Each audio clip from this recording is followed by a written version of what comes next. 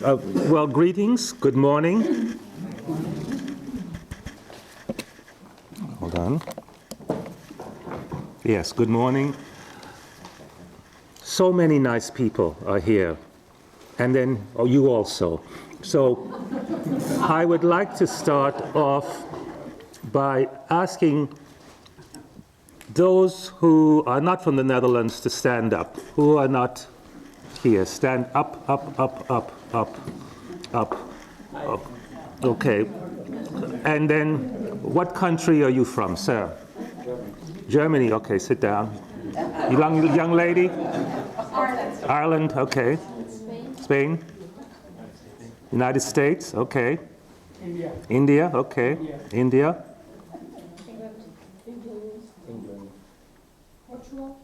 Sit, you three sit down here. Okay. Are you, sir? Portugal, bravo. Portugal. You are from Finland, I know that. I'm psychic, yes. England. And Italy. US. Look at this. This is, this center is called the International Theosophical Center. Oh, and I forgot the rest of you who are Dutch. Stand up. The rest except Rob. You are all the Dutch. So, it's good for you. Sit down there. So you can almost see almost half the contingent is balanced, right? The Dutch are the basis, the grounding, and the rest are there. But as I was saying, this center is called the International Theosophical Center. And today, we truly see it is really an international group of people. So some of you have come long distances. Some of you I know have had some great hardships. And I've also been asked to just cover the areas that you may have missed. In the beginning, the subject matter for this is, of course, H.P. Blavatsky's Esoteric Instructions, which are now, for the first time, available as a separate, independent publication.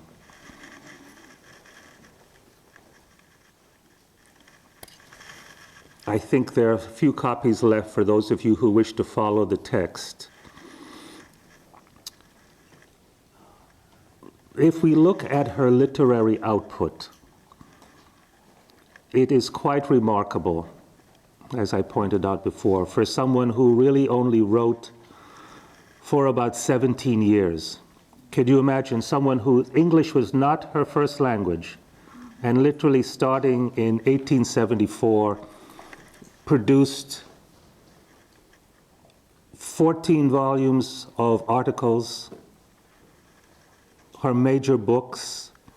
We are only scratching the surface of her Russian publications, out of which only one is available in book form, From the Caves and Jungles of Hindustan. As you know, Madame Blavatsky supported herself by writing fiction for the Russian newspapers. Yeah. And we have only a very small part of it has been translated. Her wonderful tales of her travels in India. There remains an equally large volume of material, her stories about visiting the mysterious tribes in the Blue Hills of India. There are also, unknown to many, while she was still in New York, she wrote about New York life, American life, which will be very interesting when it is published, talking about the things that were happening in New York. And one especially interesting one is about her trip to an area of New York known as Coney Island, which is where New Yorkers would go to during the summer. So those things lie ahead of us. If you look at her writings, they follow a nice pattern. What I tend to call is a memnotic device. There's a way of putting them in a nice category. So, Isis Unveiled her first book in 1877. 2 huge volumes, 1,400 pages. What is it about? I can tell you very simply. I can sum it up. There is a road, steep and thorny, beset with perils of every kind, but yet a road, and it leads to the heart of the universe. This is really what this book is about. It charts the ancient wisdom tradition, briefly looks at its theories, but for the first time gathers all of these threads together and traces our spiritual heritage from the ancient Neoplatonist to modern times. It's amazing that in 1877, this book had a lot about the Gnostics at a time when there was about 1 book. Gnostics were considered a minor heretical sect of Christianity, and yet this book talked about them. As she herself said, that the moment is more opportune than ever for the review of old philosophies. Unless we mistake the signs, the day is approaching when the world will receive the proofs that only ancient religions were in harmony with nature, and ancient science embraced all that can be known. Secrets long kept may be revealed, books long forgotten, and arts long lost may be brought to light again. Papyri and parchments of inestimable importance will turn up in the hands of men who pretend to have unrolled them from the mummies or stumbled upon them in buried crypts. Tablets and pillars whose sculpted revelations will stagger theologians and confound science may yet be excavated and interpreted. And of course, as we know, in the 1940s, they found the remarkable Nag Hammadi library, the remarkable texts of Qumran, where all of these ancient Gnostic scriptures. We now look at Christianity in a different way. We now look, for instance, of the Gospel of Thomas, which plays a greater part in our interpretation, that Christianity had a more mystical side than the dogmatic side. So here, I've given you in one line this whole book. There is a road steep and thorny, beset with perils of every kind, but yet a road, and it leads to the heart of the universe. This is really this entire book in just a wonderful sentence. Then, as you know, Madame Blavatsky lived in America for barely 5 years. Soon as she arrived in New York in 1873, we don't even know the exact date, July's perhaps, she applied for American citizenship. And soon as she received her citizenship, she left never to return. She also invested in a farm in an area that is known as Long Island and was promptly conned of her money. So she lost her money because of these unscrupulous people. It was supposed to be a chicken farm. I can hardly think of HPB tending flocks of chickens, but she took them to court. So she also then had a real taste of the American experience. She was, as they say, conned. But she writes Isis Unveiled. Imagine, the Theosophical Society is suggested at a meeting in her rooms. They are having a lecture, group of interested people, smart, bright people like yourself, wanting to know about something different than the orthodox organized way.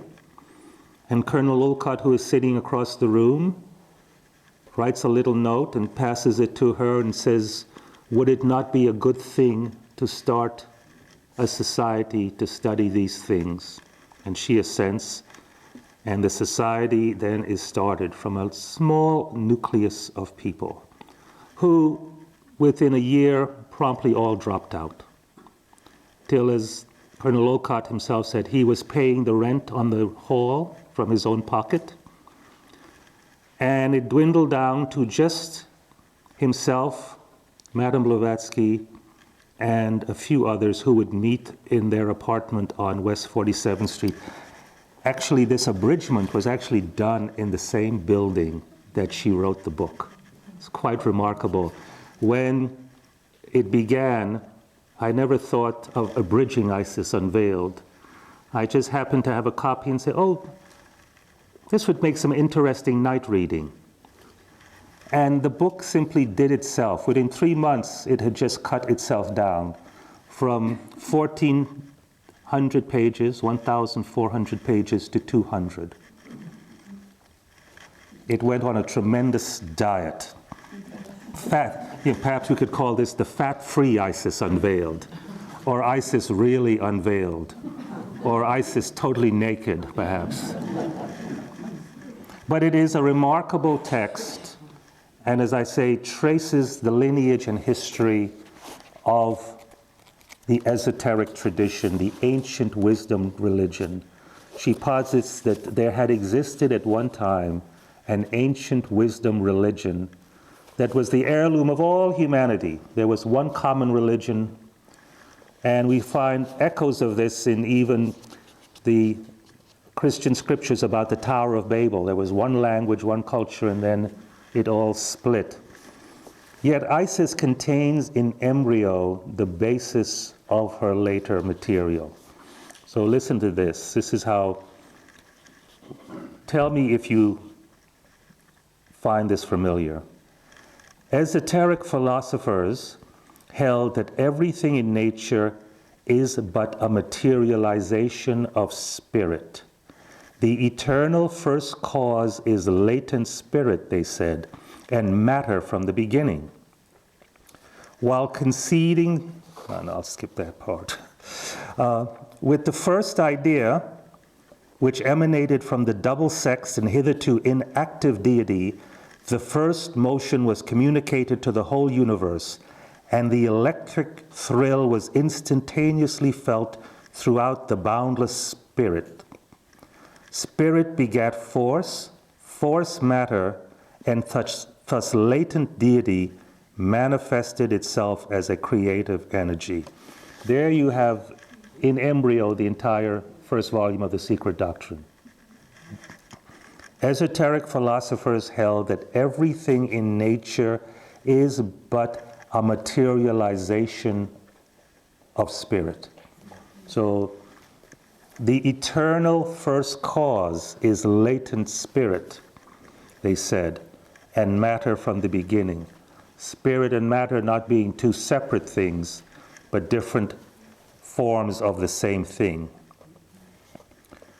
With the first idea, which emanated from the double-sexed and hitherto inactive deity, the first motion was communicated to the whole universe, and the electric thrill was instantaneously felt throughout the boundless space.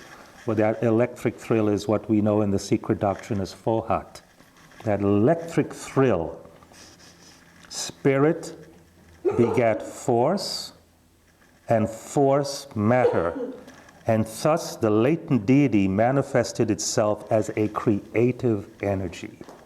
At the basis of all manifestation is a creative energy, a dynamism.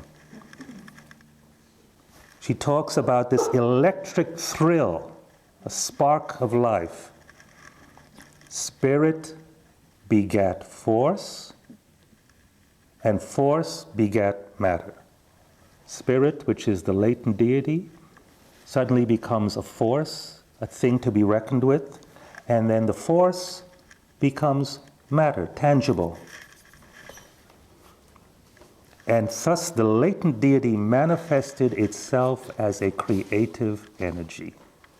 Do you see yourselves as a creative energy? Is that your mind view of yourself? How would we act and live if we saw ourselves as a creative energy? entities with unlimited potential behind us. Sparks of that one divine fire. So she then, of course, goes to India, which is a quite remarkable thing. Colonel Olcott says that when she finished Isis Unveiled, she suddenly announced that she was going to India, with or without him or anyone else. And that was quite a remarkable thing at the time, because people did not go to India for spirituality. It was a place you sent missionaries, you sent teachers, you sent doctors, but to go to India for spirituality? How absurd. Yet she went, she met some of the great spiritual teachers in that country, traveled throughout that entire country. You can imagine in that time people really wearing heavy clothes, not accommodating themselves to the weather at all, but still formally wearing, as she pointed out, the British who would still wear formal evening dress in 110 degrees, those heavy wools, not giving that up. No one dressed in the light cottons at all. That was considered going native. So you can imagine that. And as she points out, she said, we saw the real India, as opposed to the British who were merely surrounded by India. She said that she traveled with Indians. She met them. In those times, British India, the cantonments were segregated into where the British lived, in a recreation of wonderful lawns and parks and bungalows. You all know this word bungalow, which is an Indian word that has migrated into English, just like jungle, another Indian word. Pajama, another Indian word. She stayed in what was known at that time as Blacktown. So the Indians lived in one part and the British lived in another. And there really was no great interaction between them. By 1885, there were over 100 lodges of the Theosophical Society in India, making it the first all-India movement. India at that time, of course, was not one entity, but different princely states, some of them quite at odds with each other. Hers was the first all-India movement that really linked people from different backgrounds, the North, the South. As she points out, writing to her aunt, that at a meeting of the Theosophical Society, you could see someone from a high caste, someone from a low caste, a Parsi, a British Anglo-Indian, all meeting on an equal footing and being able to discuss all of these wonderful ideas. And this is where our first object really finds its first force, to create a nucleus of universal brotherhood regardless of race, creed, caste, sex, color. A remarkable, wonderful idea that has echoed through the 20th century. And this ideal has been held up in the 20th century, even during the closing years, as an ideal for humanity. One of the great American philosophers spoke of, I believe that a brotherhood of man will become a reality in our time. Dr. Martin Luther King. I believe that a brotherhood of man will become a reality in our time.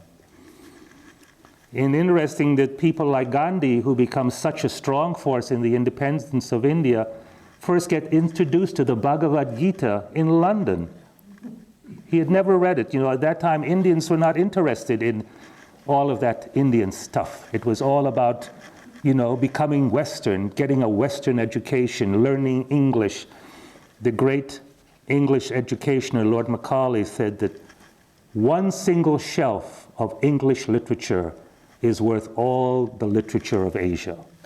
One single shelf of English literature is worth all the literature of India. Of course, they hadn't read all of that literature. So there she is in India, traveling around. She goes to Sri Lanka.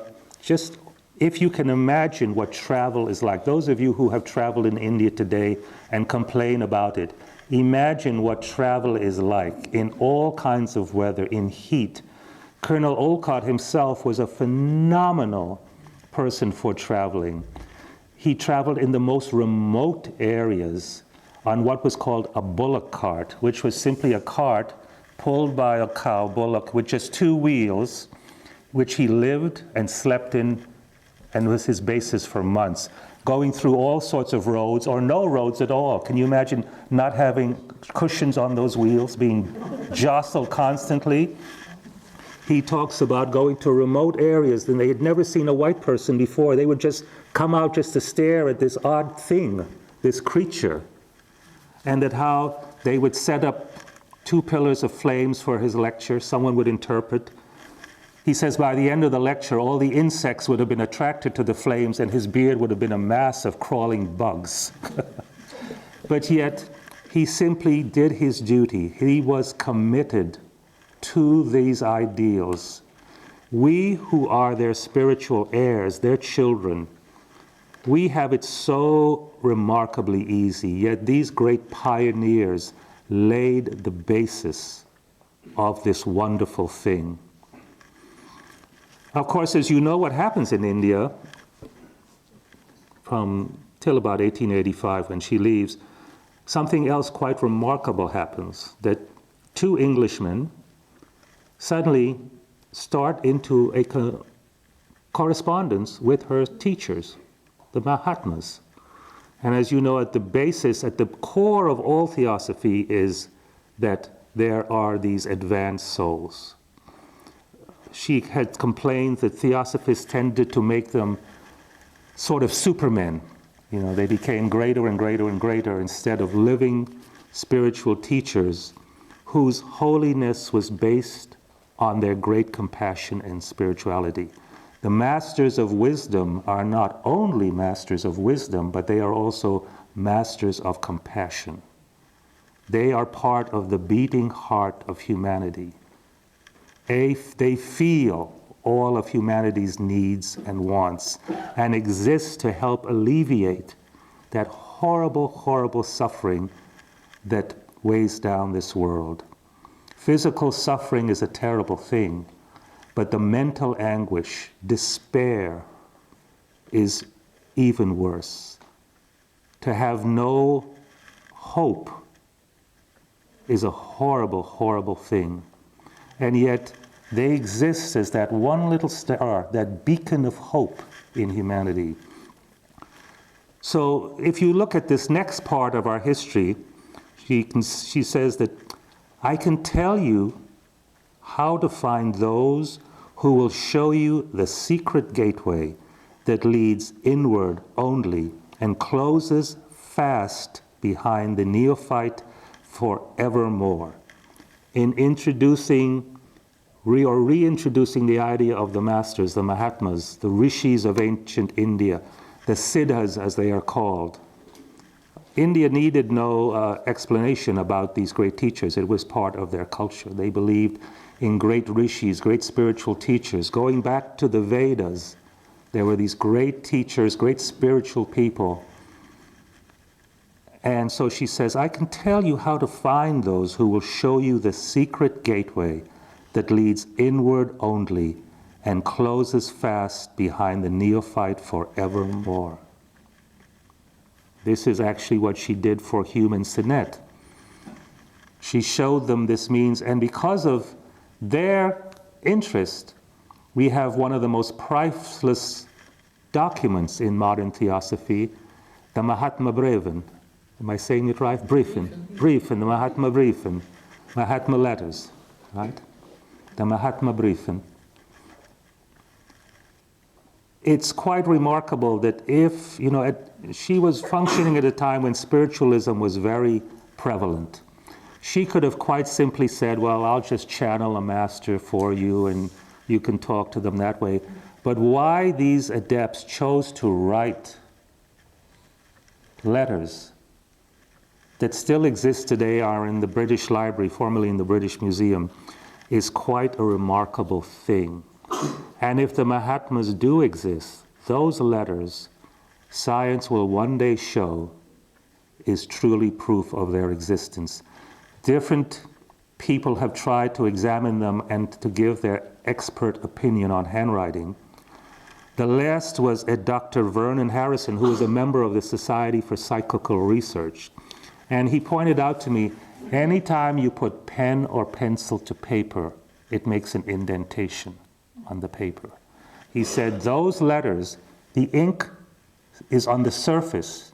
He said he felt that those letters were a copy, but a copy in a way that is unknown at that time, because the ink is is on the surface, somewhat akin to the modern fax. You know, HPB, anytime these letters would appear, there'd be the astral bell sound. Remember the old faxes that would have that? Maybe she had developed an ancient form of the fax, because the ink is on the surface of the paper, interwoven with the fabric, and not. He also points out that 19th century inks tended to fade from the edges, and those did not. So that those letters exist is a phenomena and a marvel. And of course, she starts one of the most amazing franchises in modern life, the Masters. Everyone now claims the Masters, right? There's numerous Masters, but she certainly had the patent on it. She leaves India in 1885 and goes to live in a little village in Germany, Würzburg, and then sits down and decides to write her new book, which was first going to be a revision of Isis Unveiled. And we have a record of someone who had visited her, Countess Wachtmeister. She says that her daily routine from 7, 8 in the morning, she would wake up, have a cup of coffee, sit down and simply write till 1, 2 in the afternoon. Countess Wachtmeister complained that by then the lunch would have been spoiled or cold. She would then continue on till 7 in the evening, 12-hour days of writing, writing, writing. Those of you who have ever written for very long periods, and this is the day before the ballpoint pen, or even the fountain pen. So she's dipping, writing, dipping with one hand, rolling a cigarette with the other. Must have been quite a phenomena to see. What happens is that the nib begins to really make an indentation in your fingers because you are pressing for so long. She did this for months.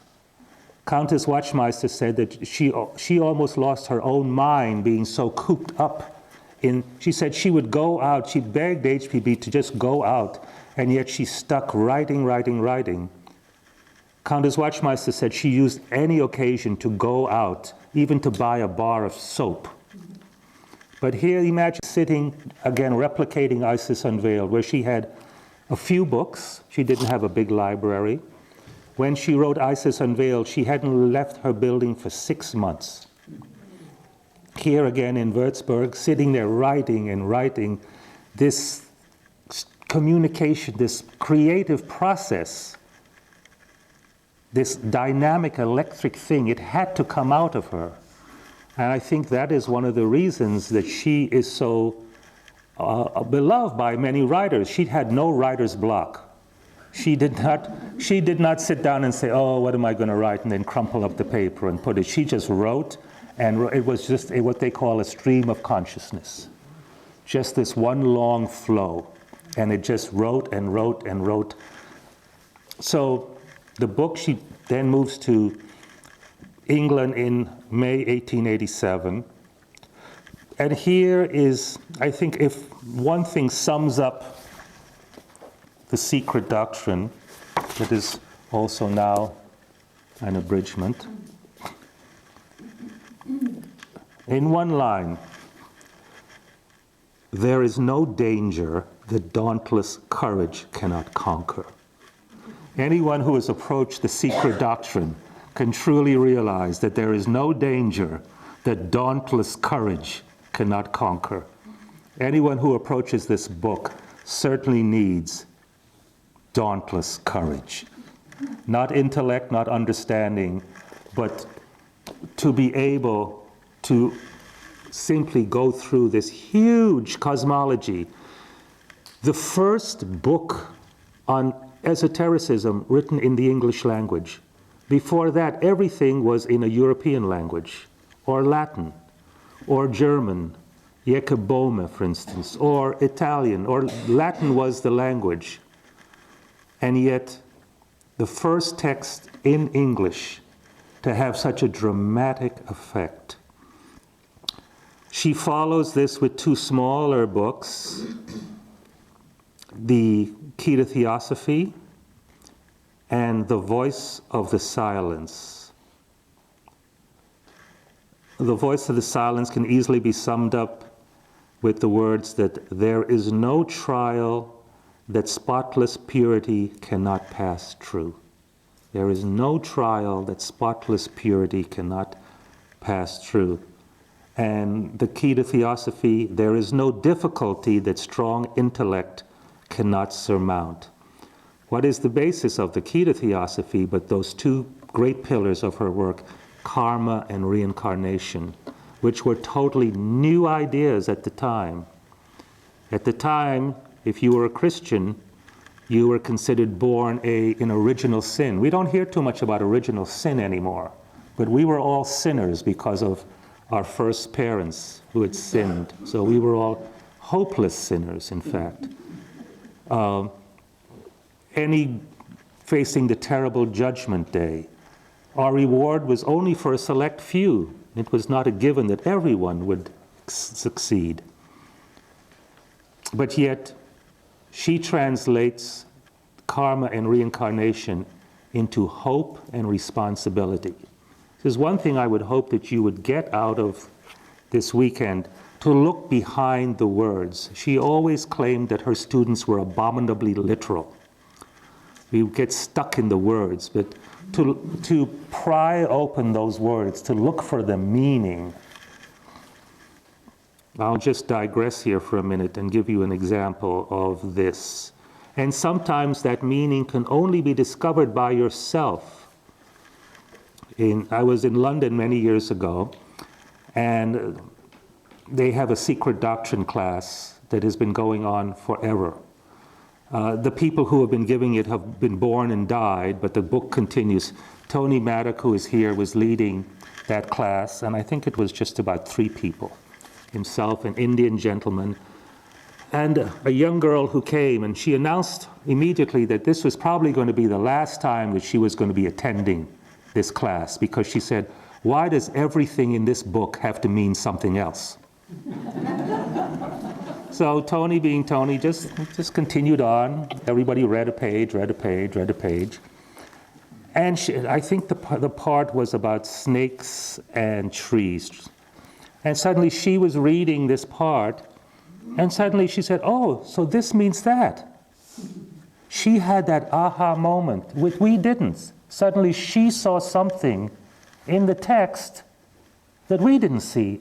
Right then and there, something spoke to her, had meaning. So this is the thing, the meaning behind these words.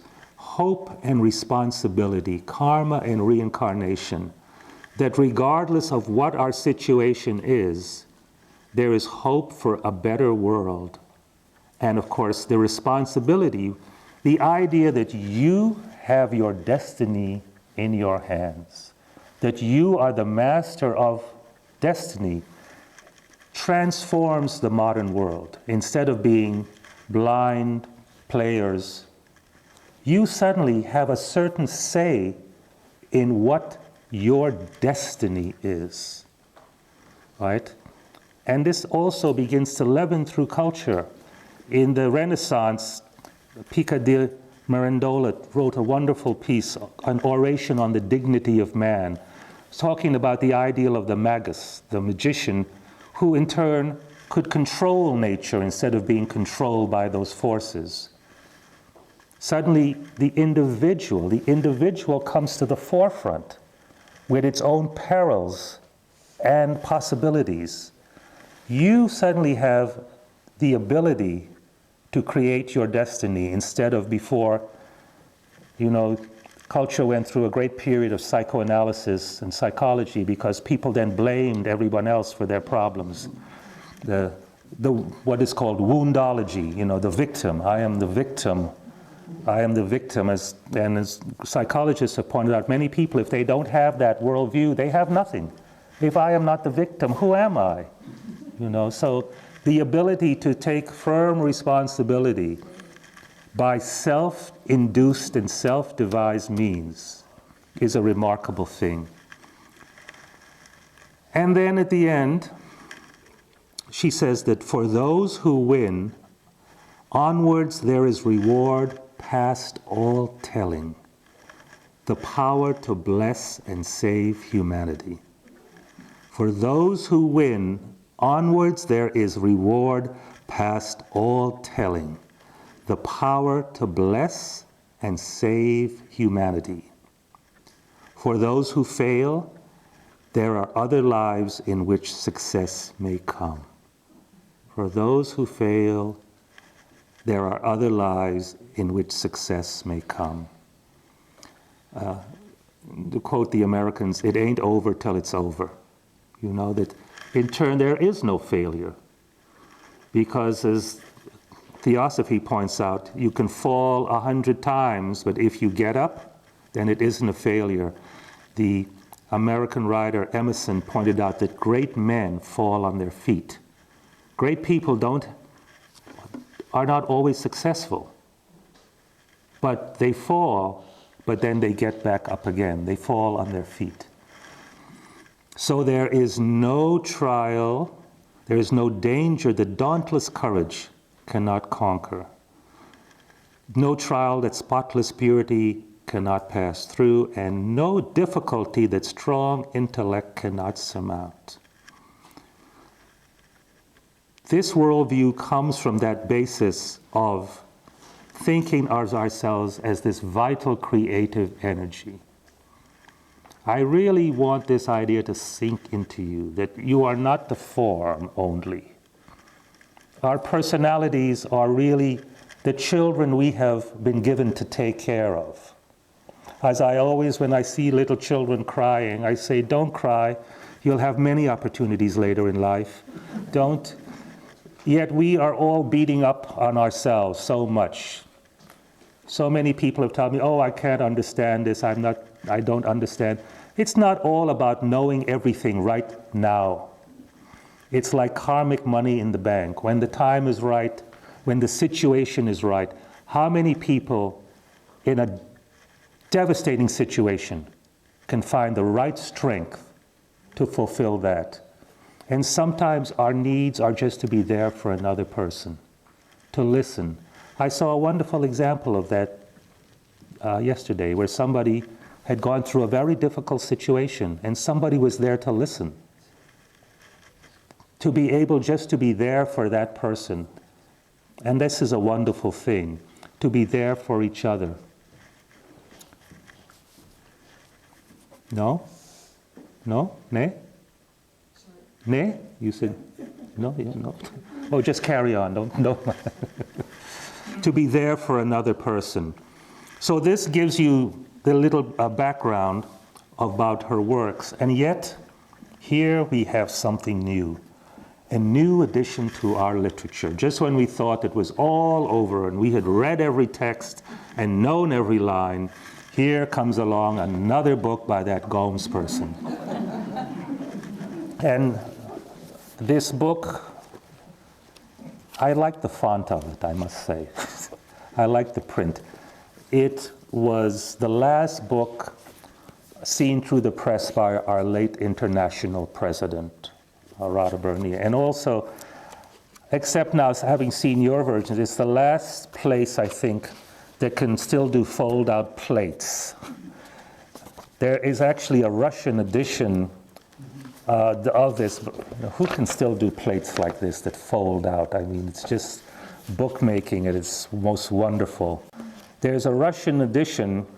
Someone did a Russian translation, not of this book, but of the material, and yet they've simply printed the plates, one side and one side other. So this luxury of printing out wonderful things like this they must be commended for.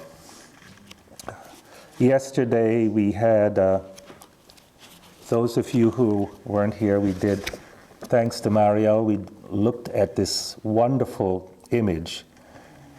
And I suggest that you don't approach this material as you would approach something like the Secret Doctrine, to know it, to what does it mean, our search for meaning, but to simply let it trigger those higher faculties.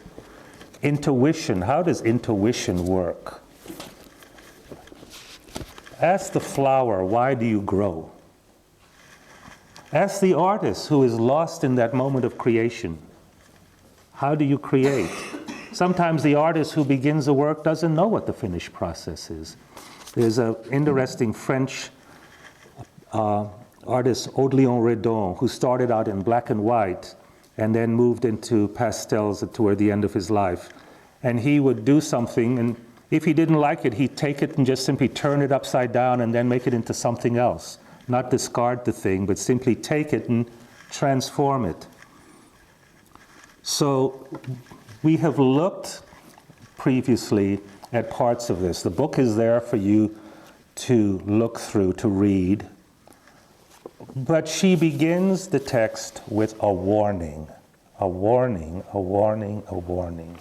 And I suggested to you when we had our first session on Thursday night that as soon as anyone really begins to take a strong interest in this, one of the first effects is the throwing outward of everything latent in the nature of the individual.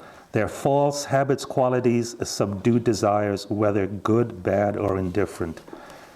You will find that suddenly all of these things come to the fore. And by just simply being the observer of them, to understand yourself, to be able to see ourselves in the mirror of consciousness is a remarkable thing. You know, Theosophy says at the moment of death, you have this life review. You see your life. You see the purpose of your life. This is why at the moment of death we are always told, there's a wonderful line in the Mahatma letters that, speak ye in whispers, those of you who stand in the presence of death. Because the individual is getting this whole life review, seeing meaning. And it's not like a movie that's being run through, but we see ourselves for the first time.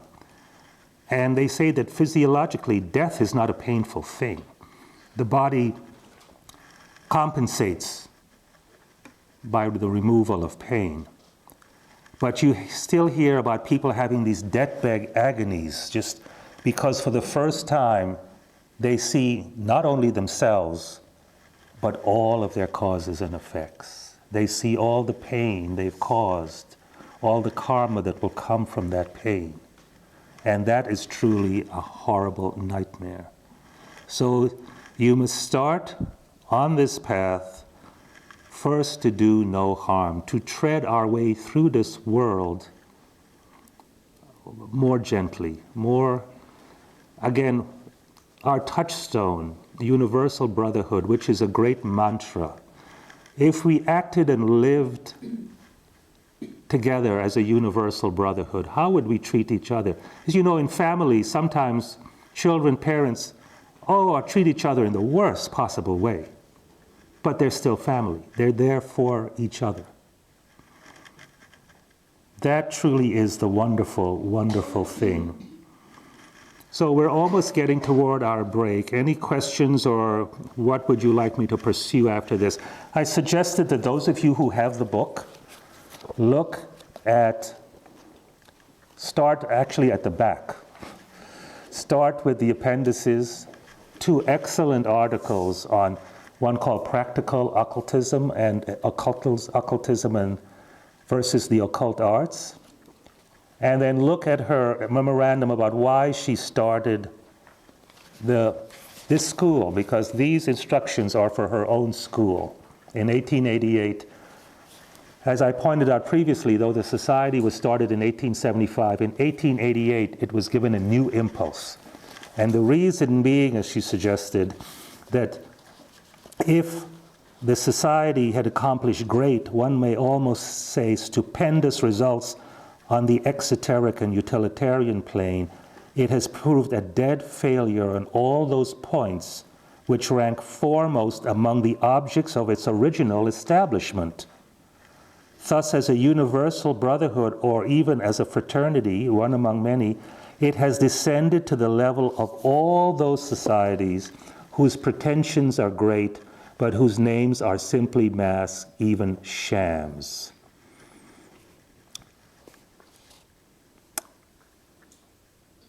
The masters could give but little assistance to a body not thoroughly united in purpose and feeling. The masters can give but little assistance to a body not thoroughly united in purpose and feeling, and which breaks its first fundamental rule, universal brotherly love, without distinction of race, creed, caste, the social distinctions made in the world, nor to a society, many members of which pass their lives in judging, condemning, and often reviling other members in a most untheosophical, not to say disgraceful manner. So if she couldn't have the whole society work in a certain way, she would at least start a group where they would try to practice brotherhood. And the pledges one took, one of the first things was to abstain from condemning others. It's a very, very difficult thing because we see others fall so easily. But yet remember, if there is only one life, one totality, that there is only one humanity, and the parts are just ourselves. Now, it doesn't mean that when things are going bad or people are doing wrong things, one simply stands by. She deals with this a lot.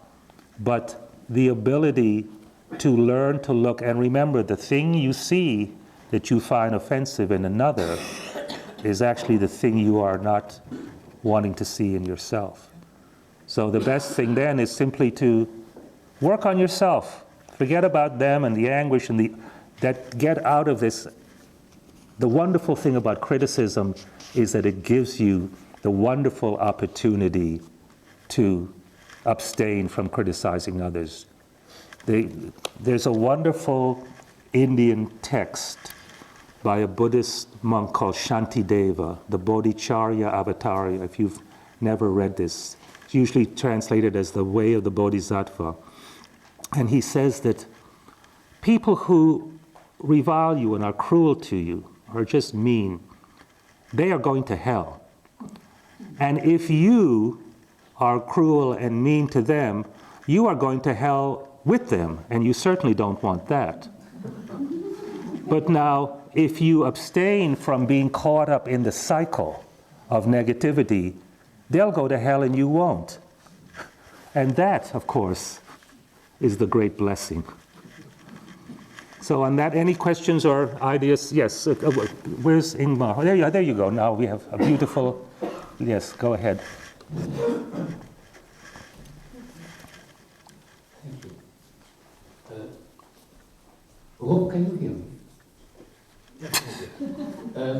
Thursday night, Yeah. you asked us many things, and one of them was to read the notes on some oral teachings. Yes. And to find 5 things that draw your attention. Oh, not so much 5, anything that finds your attention, yes. Well, he found 5. I found some time. Yeah, we're not going to deal with that now. We're going to deal with that later. What I suggested is instead of reading through, there is almost the second part of the book called Notes on Some Oral Teaching. And these are short paragraphs arranged by subject. And as Annie Besant, who has commented that the information is often given in an extremely condensed form, and the student will need to meditate carefully over every sentence if he is not to miss the knowledge contained in them. So we will deal with this part later. I would ask you all to find some one part and report back to us, because those of you who know my presentations, it's not so much just lecturing, talking, but also the interaction, the feedback I get from you. And you are some of the best and brightest in our movement. And I've learned so much from so many of you already. The woman whose area is brain, the brain specialist, who told me about the part she read on the brain. Hopefully you will also tell us something about that. We're not asking you to give a lecture. Many of you may not have known there was a wonderful Dutch member called Dora Koens, Dora van Gelder. Her father had gone out to the Dutch East Indies, Java, in the beginning of the 20th century. He was a chemist, and he ended up becoming manager of a sugar plantation. And the whole family became Theosophists, started lodges, all in India, Surabaya, all of those places. And she in turn became leader when he passed through Java, saw her and said she had this great potential, and they took her to Australia where he was teaching. And she was a little thing. She lived to her 90s, and by the end of her life, her hearing had gotten a little hard. So when she would give a lecture, she would stand, of course, ask any questions, but unless the question was very brief and precise, it just couldn't follow it. And finally, I remember hearing one of her last, and finally the person was a long, convoluted question. And she says, well, you're not asking a question, you're giving a lecture. So I'm asking you to just give a question, not give a lecture at this point. So anyone, Colin? So we will deal with this. Yes, we will have a session either tomorrow, because these people who have not had a chance to read it or have anything today, and you all seem to forget about what this whole thing was with this color book yesterday. In fact, people have asked me, why didn't I bring more of the color book instead of my own book? So, and those of you who haven't had the chance to participate, but I found it very interesting observing your colors. I found that interaction quite wonderful. Yes, Colin? Well, it's only a detail. You said when Blavatsky moved from America to India, and then she went from India to Germany, I thought you said that she was fighting ISIS, but you went... It's the secret doctrines. She was going to do a revision of ISIS. Revision of ISIS. At some point she came to call it the secret doctrine, because she suddenly got, I think in the winter of 1885, she suddenly got a whole new vision and view of it, and it was going to be a thoroughly new thing. So do you happen to know when she actually called it the secret doctrine? It was initially called the secret doctrine. It was going to be published in the Theosophist and monthly parts, and it was going to be called The Secret Doctrine, A Revision of Isis Unveiled. But we have come to think of the book Geheimnis. How do you say it? Geheimnis. The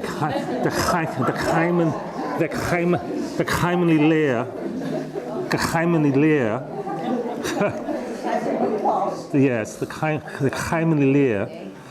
And we don't, complacency can be a thing where we don't even realize what the book is saying, the secret doctrine, the ancient wisdom, really. But it becomes just a blanket thing, a secret doctrine, instead of the meaning behind the words. So hopefully we'll find some meaning behind the words.